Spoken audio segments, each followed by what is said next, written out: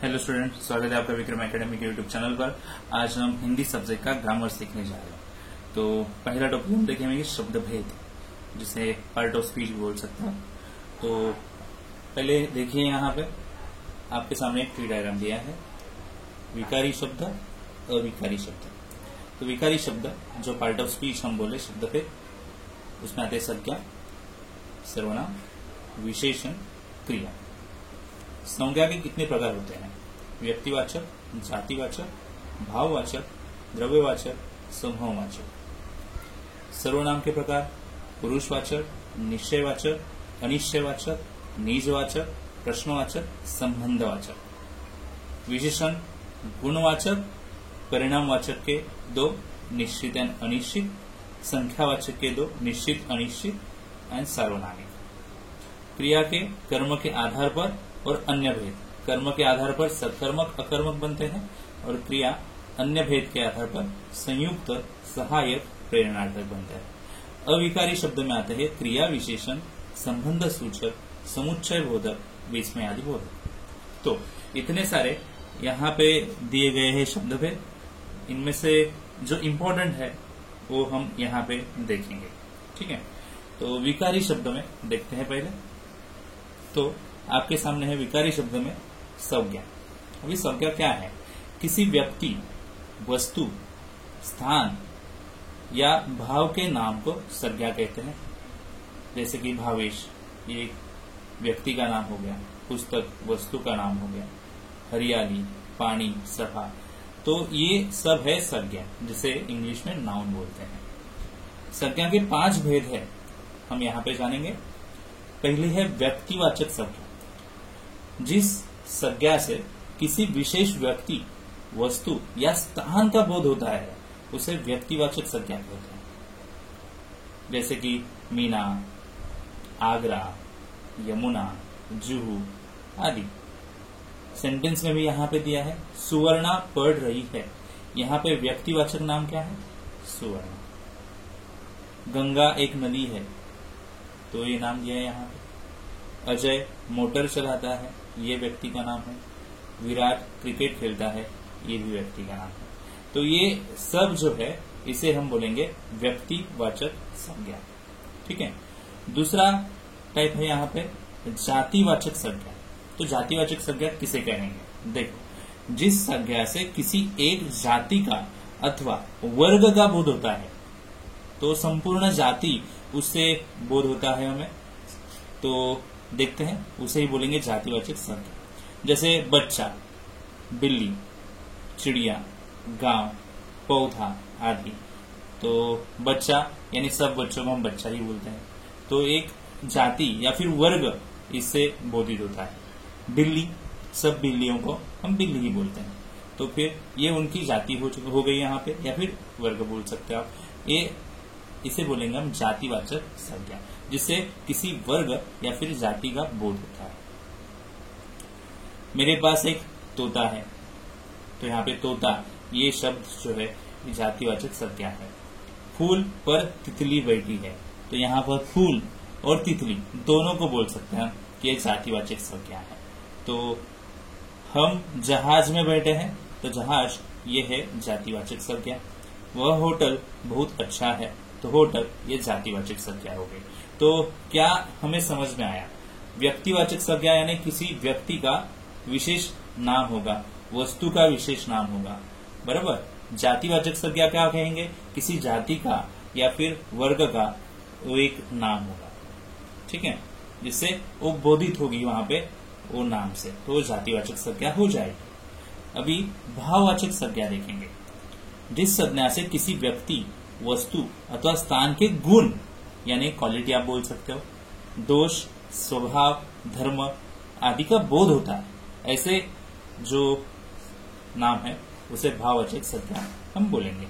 जैसे अच्छाई, खुशी, ईर्ष्या, स्नेह, इन सब को हम बोलेंगे भाववाचक संज्ञा। तो इससे एक क्वालिटी या फिर एक बिहेवियर, स्वभाव जो है ये प्रेरित होता है, बोधित होता है। दही में खटास है, बचपन सबसे अच्छा होता है, बच्चे बहुत शरारती होते हैं, ताजमहल की सुंदरता मन को भाती है। तो यहाँ पे आप कुछ शब्द ऐसे देखते हो जो कुछ ना कुछ क्वालिटी यानी गुण, दोष या फिर स्वभाव दिखाते हैं, तो उसे ही हम बोलेंगे भाववाचक संज्ञा। ओके, और ये शब्द जो है वो किसी व्यक्ति, वस्तु से या स्थान से रिलेटेड होंगे। ठीक है, तो यहाँ पे 3 प्रकार हमने देखे संज्ञा के। सो आगे हम देखेंगे और 2 हमें देखने हैं। ठीक है, द्रव्यवाचक संज्ञा। जो संज्ञा शब्द, द्रव्य, धातु आदि पदार्थों का नाम बताते हैं, जिससे द्रव्य धातु का नाम पता चलता है, वो होगा द्रव्यवाचक संज्ञा। जैसे सोना, चांदी, लोहा, पानी, तांबा। तो यहाँ से धातु या फिर द्रव्य, इनके नाम पता चलते हैं, बराबर। तो ये हो गए द्रव्यवाचक। मेरी पायल चांदी की है, तो चांदी यहाँ पे द्रव्यवाचक हो जाएगा। तालाब का पानी सूख गया है, पानी, ये भी द्रव्यवाचक संज्ञा हो जाएगी। माँ ने पीतल का लोटा खरीदा, पीतल। सोना बहुत महंगा हो गया है, सोना। तो जिससे पदार्थों का नाम पता चलता है, द्रव्य धातु का नाम पता चलता है, वो होगा द्रव्यवाचक संज्ञा। अभी समूहवाचक संज्ञा। ये संज्ञा शब्द जो समूह का बोध कराते हैं उन्हें समूहवाचक संज्ञा कहते हैं, जिससे समूह पता चलता है हमें। सभा, कक्षा, संस्था, भीड़, गुच्छा, ये कुछ एग्जाम्पल्स यहाँ पे दिए हैं, जिससे समूह का, एक कलेक्शन का बोध होता है, उसे हम बोलेंगे समूहवाचक संज्ञा। तो ये संज्ञा के कितने भेद हो गए यहाँ पे? 5। ठीक है, अभी हम देखेंगे सर्वनाम। तो चलो सर्वनाम के भेद देखते हैं। सर्वनाम आपको पता है क्या है? संज्ञा के स्थान पर प्रयोग में लाए जाने वाले जो शब्द है वो हो गए सर्वनाम। संज्ञा के प्लेस पर, संज्ञा की जगह जो शब्द यूज किए जाएंगे, रखे जाएंगे वहां पे, वो होंगे सर्वनाम। मैं, तुम, वह, जो, वह, कौन आदि, ये कुछ यहाँ पे एग्जाम्पल्स दिए हैं जो हम सर्वनाम के तौर पर यूज करते हैं संज्ञा के प्लेस पर। पहला है पुरुषवाचक सर्वनाम। पहला भेद है सर्वनाम का पुरुषवाचक। जिस व्यक्ति के विषय में बोला या लिखा जाता है उसे बदले में आने वाले सर्वनाम को पुरुषवाचक सर्वनाम कहते हैं। मतलब किस व्यक्ति के बारे में हम बोल रहे हैं, लिख रहे हैं, उस व्यक्ति के नाम के बदले जो हम शब्द यूज करेंगे वो होंगे पुरुषवाचक सर्वनाम। जैसे प्रथम पुरुष, मैं, हम, ये शब्द आएंगे। प्रथम पुरुष क्यों कहा गया है? जिन सर्वनाम शब्दों को प्रयोग वक्ता अपने लिए करता है, मतलब जो बोलने वाला पर्सन है खुद के लिए जो शब्द यूज करेगा वो होंगे प्रथम पुरुष सर्वनाम। जैसे मैं, हम, ये शब्द हम खुद के लिए बोलने के लिए यूज करते हैं, खुद को दर्शाने के लिए, बराबर। तो ये प्रथम पुरुष सर्वनाम हो जाएंगे। मध्यम पुरुष, ये मध्यम पुरुष क्या होगा? जिन सर्वनाम शब्दों का प्रयोग श्रोता के लिए किया जाता है, मतलब जो वक्ता है, मतलब बोलने वाला पर्सन। बोलने वाला पर्सन किससे बात कर रहा है? वो सामने वाला जो व्यक्ति है वो सुन रहा है, बराबर, तो हो जाएगा श्रोता। वो श्रोता के लिए, वो सुनने वाले पर्सन के लिए जो भी वहां पे सर्वनाम यूज हो जाएंगे होंगे तुम, आप, इस तरह के, उन्हें बोला जाएगा मध्यम पुरुष। और अन्य पुरुष, अभी अन्य पुरुष क्या है?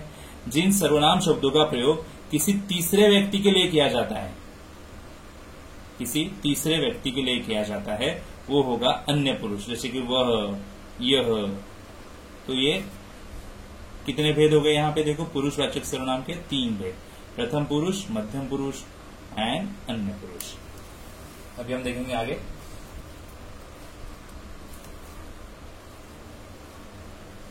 निश्चयवाचक सर्वनाम। जिस सर्वनाम से किसी निश्चित व्यक्ति अथवा वस्तु का ज्ञान होता है उसे निश्चयवाचक सर्वनाम कहते हैं। तो देखो क्या कहा है? ऐसा सर्वनाम जिससे किसी व्यक्ति का अथवा वस्तु का निश्चित पता होता है तो उसे निश्चयवाचक सर्वनाम। वह मेरा भाई है, वे मेरी तस्वीर है। तो यहाँ पे निश्चित होता है कि उससे क्या रिलेशन है, बराबर। तो वह, वे, ये शब्द दर्शाने के लिए वहां पे यूज किए हैं, तो ये हो जाएगा क्या? निश्चयवाचक सर्वनाम।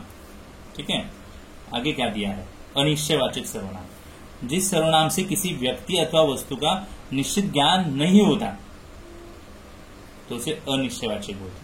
कमरे में कोई बैठा है, दूध में कुछ गिर गया है, तो निश्चित पता नहीं चलता कि एक्चुअली क्या है वहां पे, बराबर। तो ये अनिश्चयवाचक हो गया। निजवाचक सर्वनाम।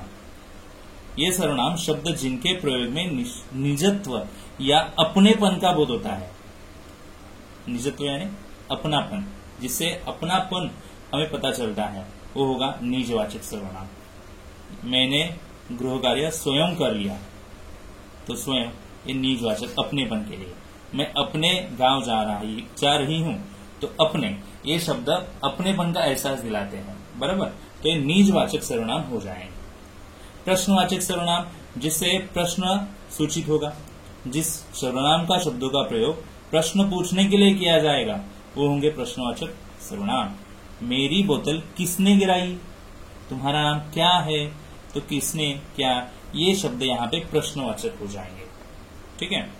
संबंधवाचक सर्वनाम, ये सर्वनाम शब्द जो एक शब्द या वाक्य का दूसरे शब्द या वाक्य से संबंध जोड़ते हैं। संबंधवाचक नाम से हमें पता चलेगा एक वाक्य से दूसरे वाक्य से संबंध जोड़ने वाले जो शब्द है वो संबंधवाचक सर्वनाम हो जाएंगे। जैसे कि जो करेगा वो भरेगा, तो जो वो, ये दो शब्द यहाँ पे आए, करेगा और भरेगा, ये दो शब्दों का रिलेशन एक साथ दिखाने के लिए, मतलब संबंध दिखाने के लिए। जो सोएगा वो खोएगा, तो इस तरह के जो शब्द आएंगे वो संबंधवाचक सर्वनाम कहलाएंगे। ठीक है। आगे हम स्टडी करेंगे विशेषण, जिसे इंग्लिश में एडजेक्टिव बोलते हैं। जो शब्द संज्ञा या सर्वनाम की विशेषता बताता है, ऐसा शब्द जो संज्ञा का या फिर सर्वनाम का महत्व बताएगा, विशेषता बताएगा, उसे विशेषण कहेंगे। अच्छा, गंदा, छोटा, ताजा, एक, ये कुछ एग्जाम्पल यहाँ पे दिए। विशेषण के होते हैं चार भेद। पहला है गुणवाचक विशेषण। देखो, वे शब्द जो किसी संज्ञा या सर्वनाम के गुण, दोष, रंग, आकार, दशा आदि की विशेषता बताएंगे, ऐसे सब शब्द क्या होंगे? गुणवाचक विशेषण। अमर एक होशियार लड़का है। देखो, अभी अमर के बारे में बताना था, यानी संज्ञा के बारे में बताना है, वो बताने के लिए विशेष शब्द यहाँ पे यूज हुआ है होशियार। रोहन की कमीज गंदी है, तो यहाँ पे रोहन की कमीज, ये कमीज कैसी है ये बताने के लिए, मतलब सर्वनाम नाम जो है यहाँ पे संज्ञा जो है उसका विशेष महत्व जो है या फिर विशेष क्वालिटी है या फिर गुण जो है वो बताने के लिए यहाँ पे शब्द यूज किया है गंदी। सूरज पीले रंग का दिख रहा है, आम मीठा है, तो आप बोल सकते हैं यहाँ पे, तो गुण, दोष, रंग, आकार, ये दशा, ये सब बताने के लिए जो शब्द यूज किए जाएंगे वो यहाँ पे होंगे गुणवाचक विशेषण। ठीक है। आगे है स्टूडेंट्स परिणामवाचक विशेषण। जिन शब्दों में संज्ञा या सर्वनाम के माप, तोल या मात्रा का ज्ञान होता है उन्हें परिमाणवाचक विशेषण कहते हैं। परिमाणवाचक। ओके, देखो आपको समझ में आया या नहीं। ऐसे शब्द जो संज्ञा या सर्वनाम के लिए माप, तोल का या फिर मात्रा का ज्ञान रखते हैं, निश्चित परिणामवाचक आएंगे, परिमाणवाचक। तो ये निश्चित माप, तोल का बोध होगा, वो होगा निश्चित परिमाणवाचक। 2 लीटर तेल लाना, देखो परिमाण यानी गिनती है, माप, तोल है, मात्रा है। तेल कितना है? 2 लीटर। कपड़ा कितना है? 5 मीटर। तो ये माप, तोल करने के जो शब्द है वो होंगे यहाँ पे परिमाणवाचक शब्द, परिणामवाचक विशेषण। अनिश्चित भी होते हैं, जैसे कि देखो यहाँ पे थोड़ा दूध ले आना, यहाँ पे कितना वो पता नहीं चला, बट थोड़ा ये शब्द यूज हुआ। पानी बहुत है, तो ये बहुत, ये शब्द यहाँ पे आया है, ये अनिश्चित है। परिमाण किया बट कितना वो पता नहीं है। तो माप, तोल या मात्रा कितनी है ये बताने के लिए जो शब्द वहां पे यूज होंगे वो होंगे परिमाणवाचक विशेषण। अभी संख्या विशेषण, जो शब्द संज्ञा या सर्वनाम की संख्या से संबंधित विशेषता बोध कराते हैं उन्हें क्या कहेंगे? संख्यावाचक विशेषण। इसके 2 भेद हैं, निश्चित एंड अनिश्चित। निश्चित में क्या होगा देखते हैं। कक्षा में 50 छात्र है, देखो कितने हैं? 50, तो संख्या पता चली यहाँ पे, तो ये निश्चित हो गया, निश्चित संख्यावाचक विशेषण। इस बार फलों की कीमत दुगनी हो गई, दुगनी, तो ये निश्चित संख्यावाचक। अनिश्चित में क्या होता है? चलो देखते हैं।